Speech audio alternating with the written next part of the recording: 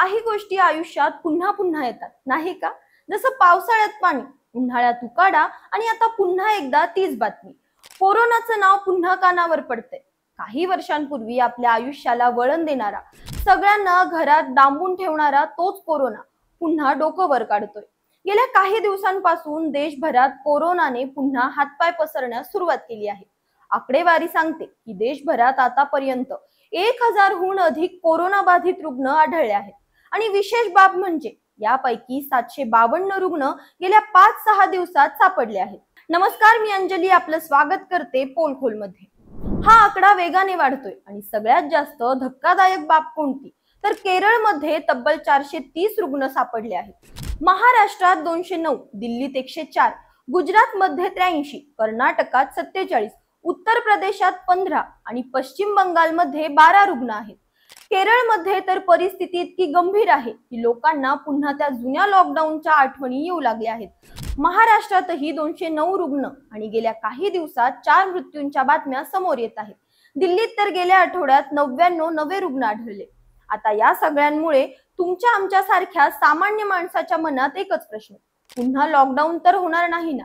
पण घाबरू नका, सरकार सतर्क आहे आणि आपणही थोडं जागरूक राहिलं तर ही लढाई आपण नक्कीच जिंकू शकतो. महाराष्ट्र, दिल्ली आणि केरळ मधील परिस्थिती पाहता लोकांची चिंता वाढणं स्वाभाविक आहे.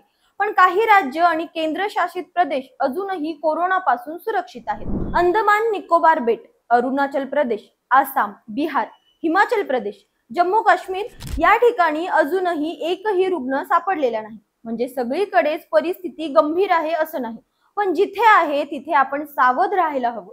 दिल्ली सरकारने तर आता कंबर कसली आहे. त्यांनी सर्व रुग्णांना सतर्क राहण्याचे आदेश दिले आहेत. कोरोनाशी लढण्यासाठी पूर्ण तयारी ठेवा असं स्पष्ट सांगितलंय. रुग्णालयांना सॅम्पल्स जीनोम सिक्वेन्सिंग साठी पाठवायला सांगितलं आहे आणि दररोज चाचणीचे अहवाल दिल्लीच्या आरोग्य विभागाला द्यायला सांगितलं आहे. म्हणजे सरकार आपल्या स्तरावर खबरदारी घेत आहे. पण फक्त सरकारवर अवलंबून राहून चालणार नाही, आपल्यालाही काही जबाबदारी घ्यावी लागेल. कोरोना पुन्हा आलाय, पण यावेळी आपण त्याला घाबरायचं नाही, तर त्याला सामोरं जायचं आहे. आपण गेल्या काही वर्षात खूप काही शिकलो आहोत. मास्क, स्वच्छता आणि थोडी काळजी यामुळे आपण हा लढा जिंकू शकतो. त्यामुळे घाबरू नका, फक्त सजग राहा. आणि हो, जर तुम्हाला काही लक्षणं जाणवली तर लगेच चाचणी करा, डॉक्टरांचा सल्ला घ्या. तुम्ही कोरोना पासून वाचण्यासाठी काय करताय? मास्क लावताय का, की अजूनही हा काय तो फक्त सर्दी खोकला असं म्हणता? तुमचं मत कमेंट्स मध्ये नक्की सांगा. अशाच माहितीपूर्वक व्हिडिओसाठी आमच्या चॅनलला लाईक, सबस्क्राईब आणि शेअर करा.